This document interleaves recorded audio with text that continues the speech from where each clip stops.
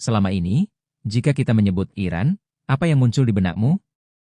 Negara yang bermusuhan dengan Israel? Negara yang katanya benci Yahudi? Tapi tunggu dulu. Bagaimana jika aku bilang, ada ribuan orang Yahudi yang hidup damai di Iran? Punya sinagog, sekolah, bahkan kursi di parlemen? Ini adalah kisah yang jarang kamu dengar. Tentang komunitas Yahudi di Republik Islam Iran. Yahudi telah hidup di Iran sejak ribuan tahun yang lalu, bahkan sebelum Islam menjadi agama mayoritas di Iran. Sejarah mencatat bahwa pada masa Kekaisaran Persia, Raja Kores Agung, Cyrus the Great, adalah salah satu pemimpin pertama yang memberikan kebebasan beragama pada Yahudi yang dibuang dari Babilonia. Kitab suci Yahudi bahkan menyebut Kores sebagai orang yang diurapi Tuhan. Bayangkan, tanah yang sekarang disebut Iran pernah jadi tempat perlindungan bagi umat Yahudi.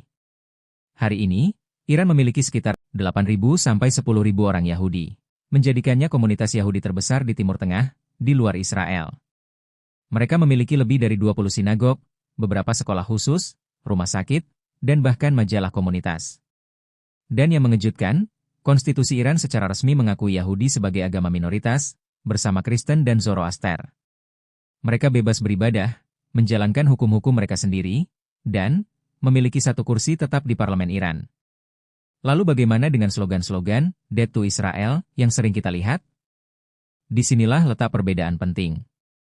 Pemimpin Iran menolak ideologi Zionisme, bukan agama Yahudi. Zionisme adalah gerakan politik untuk mendirikan negara Israel di tanah Palestina. Iran menentangnya karena menganggapnya sebagai bentuk penjajahan, bukan karena kebencian pada Yahudi. Banyak Yahudi Iran juga anti-Zionis. Mereka tak ingin pindah ke Israel. Mereka merasa Iran adalah tanah air mereka. Beberapa dari mereka bahkan secara terbuka menyatakan bahwa mereka setia pada Iran, bukan pada negara Israel. Tentu saja, hidup sebagai minoritas bukan tanpa tantangan. Beberapa Yahudi Iran mengaku mengalami diskriminasi sosial, meski bukan secara hukum. Ada ketegangan, terutama ketika konflik Iran-Israel memanas. Namun secara umum, mereka hidup relatif damai. Mereka memilih tetap tinggal karena merasa lebih aman dan bebas dibanding beberapa negara Arab. Cerita ini mengingatkan kita bahwa dunia tak selalu hitam putih.